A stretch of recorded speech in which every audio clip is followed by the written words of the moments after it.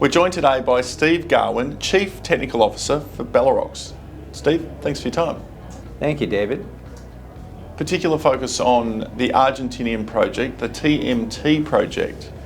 What excites you about this project? Well, the project lies on the Argentinian side of the Andes, in a vicinity where there's been very large gold and copper deposits discovered, and some are mines already, and billions of dollars of investment is going into the region. And this project happens to be in a gap zone between two well-known belts, the Maricunga Belt to the north and El Indio Belt to the south, in an area for various reasons has been underexplored. So it's in elephant country, and we've seen hydrothermal alteration from space. You can see this in Google Earth, David. We've done more than just Google Earth and had people process Aster and Sentinel-2 data for us.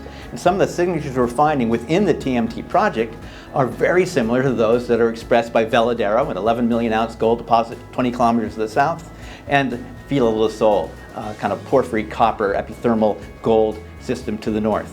So that's given us some interest. We've gone to those areas in the field and we found the alteration. It is real, and the guys are working on exploring it now.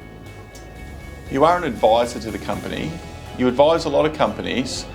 What are some of the projects you've worked on in the last 3 to 5 years? I've been involved as Chief Technical Advisor to Sol Gold in Ecuador, and in the last 10 years, that group, with my assistance, have found 3 large porphyry copper gold deposits. One is indeed world-class, called Opala in northern Ecuador.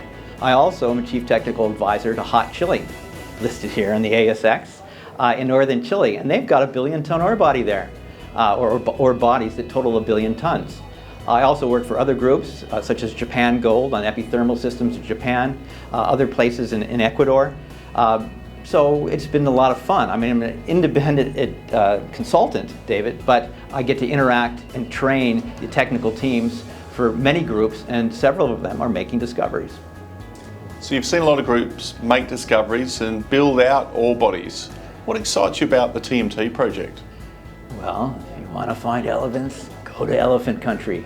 A lot of alteration.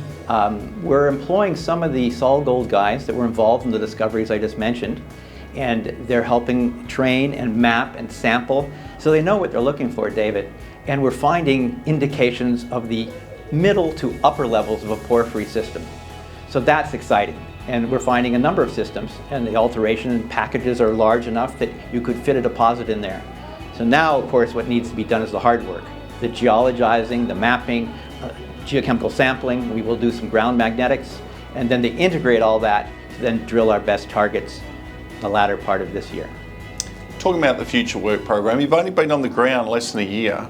A lot's been done, a lot to be done. What does the program look like from here?